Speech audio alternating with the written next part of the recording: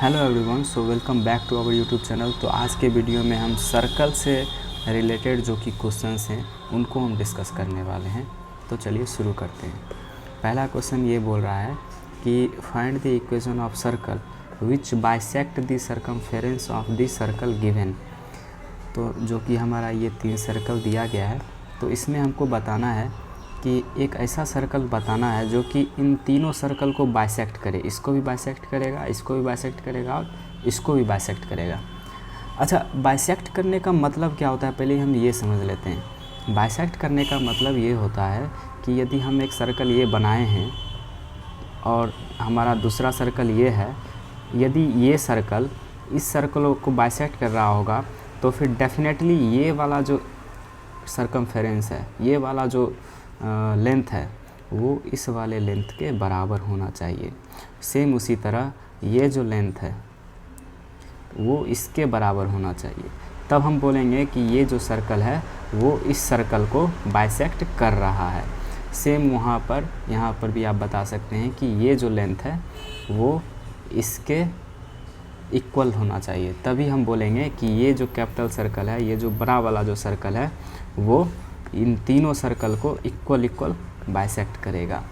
ठीक है, बाइसेक्ट करने का मतलब आप समझ चुके हैं। तो चलिए देखते हैं क्वेश्चन को कैसे सॉल्व करेंगे। तो देखिए, ये जो 3 सर्कल है इसका तो इक्वेशन हमको दिया गया है। एक ये है, दूसरा ये है और तीसरा ये है।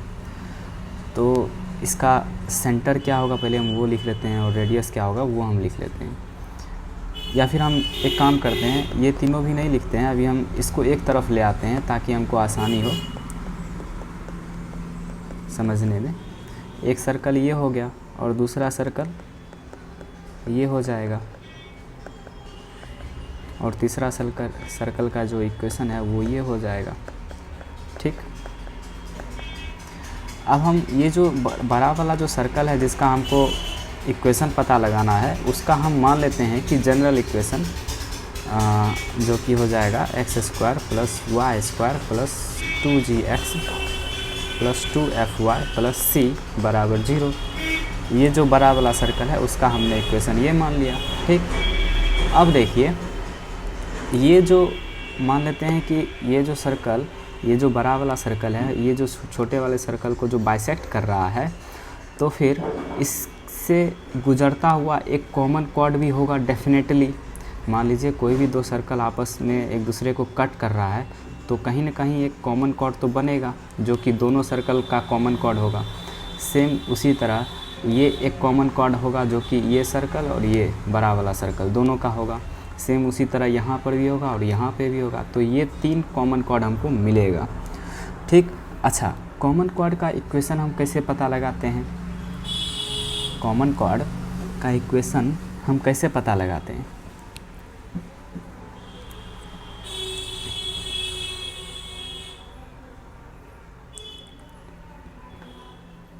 कॉमन कॉर्ड का इक्वेशन पता लगाने के लिए हमको क्या करना पड़ता है? S1 - S2 = 0।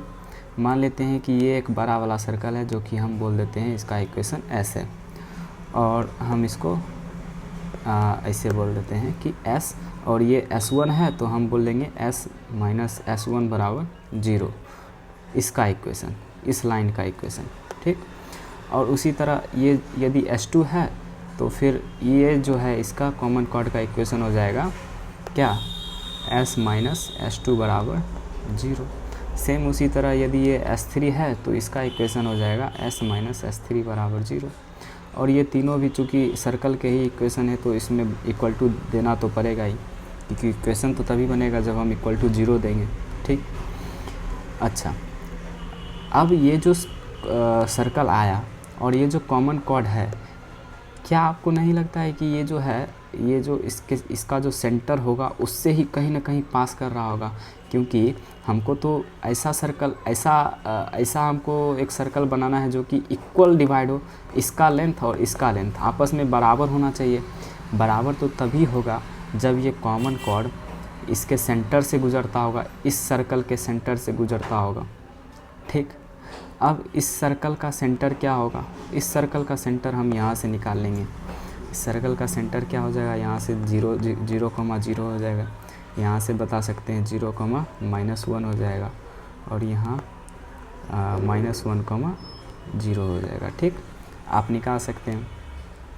अच्छा, अब हम पहले इस लाइन का इक्वेशन निकालते हैं, क्या होगा इसका कॉमन कॉर्ड का।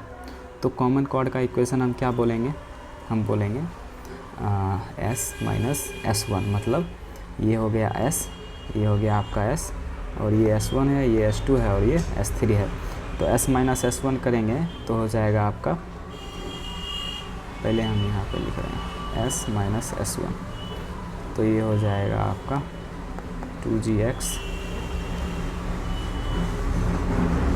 + 2fy + c + 1 = 0। ठीक, और दूसरा हो जाएगा s - s2 हम निकाल लेते हैं, ठीक है ना। ये हो जाएगा इसका इक्वेशन, ये इसका। ठीक, तो इसका इक्वेशन हम क्या बोलेंगे, 2gx + y × 2f - 2 + c + 3 = 0। Same उसी तरह यहाँ पे लिख लेंगे s - s3, और ये सब में तो बराबर 0 देना ही पड़ेगा, इक्वेशन निकाल रहे हैं। तो फिर s - s3 करेंगे तो फिर ये हो जाएगा 2x कॉमन ले लेंगे, तो ये हो जाएगा g - 2, और ये हो जाएगा 2fy + c + 3 = 0। ये 3 इक्वेशन मेरा आ गया कॉमन कॉर्ड का। और ये तीनों कॉमन कॉर्ड किससे पास करेगा, इस सर्कल के इक्वेशन से, और इस सर्कल के सेंटर से, इस सर्कल के सेंटर से, और इस सर्कल के सेंटर से पास करेगा। और तीनों सर्कल का सेंटर हमको पता है। इस सर्कल का सेंटर कितना हो जाएगा, 0,0। इस सर्कल का सेंटर कितना हो जाएगा, 0,-1, और इसका -1,0। ठीक, और तीनों का हमने इक्वेशन जब निकाला है तो कहीं ना कहीं डेफिनेटली ये इस पॉइंट को सेटिस्फाई करेगा। कॉमन कॉर्ड उस पर आने वाले पॉइंट को तो सेटिस्फाई करेगा ही। तो इसमें यदि हम 0,0 रखेंगे इसमें, और इसमें हम 0,-1 रखेंगे, और इसमें हम -1,0 रखेंगे, तो हमें f, g और c की अलग अलग वैल्यू मिल जाएगी। ठीक, तो चलिए रख के देखते हैं। यहाँ पर 0,0 रखेंगे तो c = -1 आ जाएगा।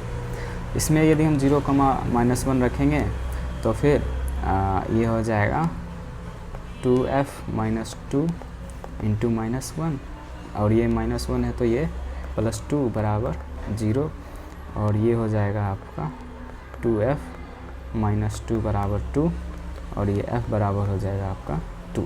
ठीक, और इसी तरह हम इसमें रखेंगे, इसमें -1,0 तो -2 × g - 2, और यहाँ पे 0 रखेंगे, और यहाँ पे -1 रखेंगे, तो फिर ये हो जाएगा +2 = 0, और ये हो जाएगा आपका g = 2।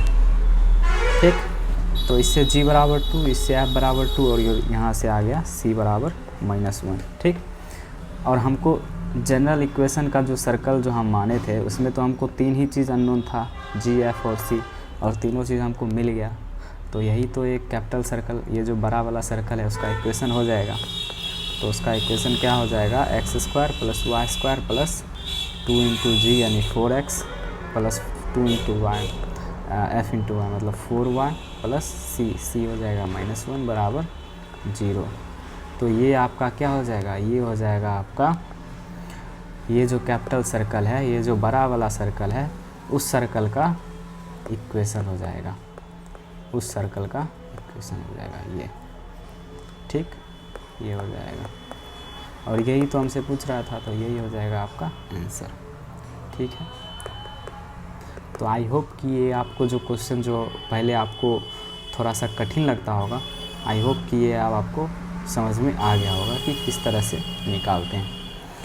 देखिए मैं एक बार फिर से रिवाइज़ कर देता हूँ कि मैंने क्या क्या किया है इसमें।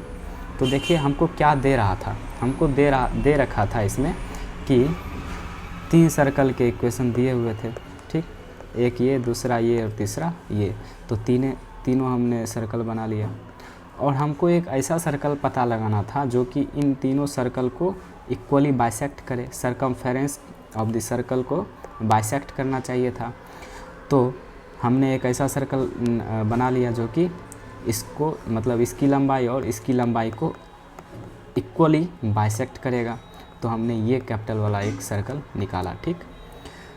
और हमको इसका इक्वेशन पता लगाना था, तो हमने इसका इक्वेशन बोल दिया general equation x² + y² + 2gx + 2fy बराबर + c बराबर 0। तो ये हमने एक जनरल इक्वेशन मान लिया है कैपिटल ये जो बड़ा वाला सर्कल है उसका, ठीक। और ये जो छोटा वाला सर्कल है उसका हमको सब चीज़ दिया हुआ है, सेंटर और रेडियस हम उसके इक्वेशन से पता लगा सकते हैं।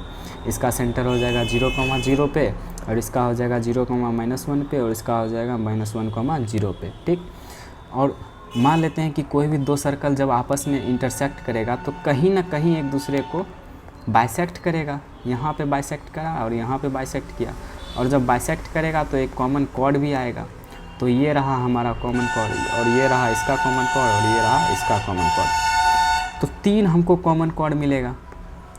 और ये सोच के देखिए कि हमको बोल रहा है कि एक ऐसा सर्कल पता लगाना है जो कि इक्वली बाइसेक्ट करेगा सरकमफेरेंस को। सरकमफेरेंस इक्वल बाइसेक्ट तभी होगा जब उसका कॉमन कॉर्ड ये सर्कल के सेंटर से पास होगा, तभी वो जो सेंटर है, तभी वो जो सर्कल है इक्वल लेंथ में डिवाइड हो पाएगा उसका सरकमफेरेंस। इसलिए हमने इसका सेंटर निकाला।